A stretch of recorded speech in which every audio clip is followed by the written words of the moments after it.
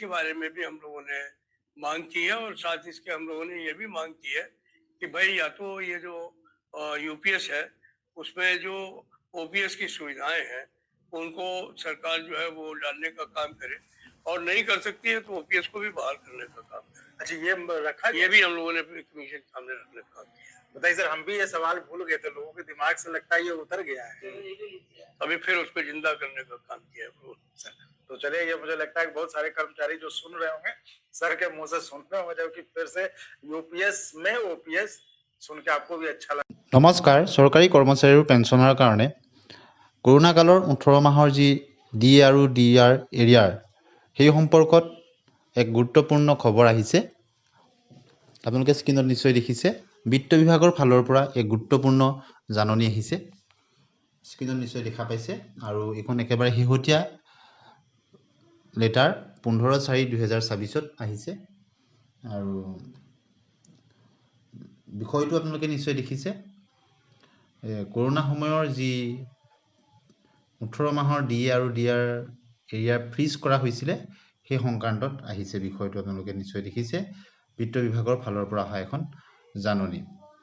ইয়াত লিখিছে, the undersigned is directed to refer to your representation dated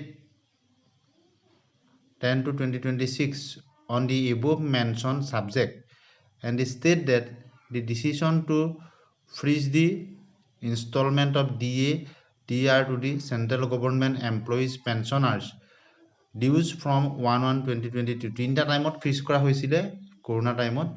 সেই সময়কেইটাৰ কথা কৈছে যি চেণ্ট্ৰেল গভৰ্ণমেণ্ট এমপ্লয়িজৰ 1/1/2020 পৰা 1/7/2020 আৰু 1/1/2021 এই তিনিটা টাইমত মুঠ ছমাহকৈ 18 মাহৰ ডিএ ডিআৰ এৰিয়াৰ প্ৰদান কৰা হোৱা নাছিল, তেওঁলোকৰ ফ্ৰিজ কৰি দিয়া হৈছিল।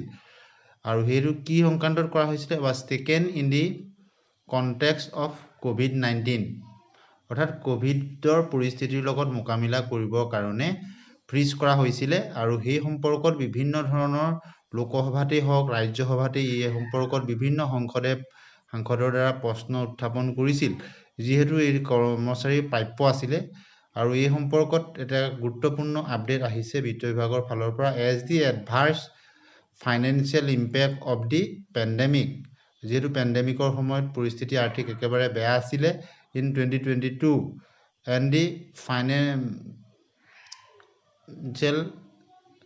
aware of the measures taken by the government had a fiscal split over the beyond financial year 2021, অৰ্থাৎ 2020-21 বৰ্ষত কৰোনা টাইমৰ কাৰণে লগত যি মোকাবিলা কৰিবলগীয়া হৈছিল তাৰ কাৰণে এই 18 মাহৰ ডিএ ডিআৰ এৰিয়াৰ কৰ্মচাৰীসকলৰ পেঞ্চনাৰসকলৰ ফিজ কৰা হৈছিলে ৱেৰ নট কনচিডাৰ্ড ফিজেবল আৰু ফিজিবল, অৰ্থাৎ সেইখিনি প্ৰদান কৰিব পৰা নাযাব বুলি কৈছে। অৰ্থাৎ এতিয়াৰ পৰা আৰু এই বিষয়টো ক্ষেত্ৰত কৰ্মচাৰী তথা পেঞ্চনাৰসকলে আশা নকৰাই ভাল বুলি ক'ব লাগিব। অফিচিয়েলি এটা ইনফৰমেশ্যন প্ৰদান কৰা হ'ল। কৰোনা টাইমত ছমাহকৈ 18 মাহৰ যি ডিএ ডিআৰ এৰিয়াৰ ফিজ কৰা হৈছিল সেয়া প্ৰদান কৰিব পৰা নাযাব বুলি আনুষ্ঠানিকভাৱে জনালে।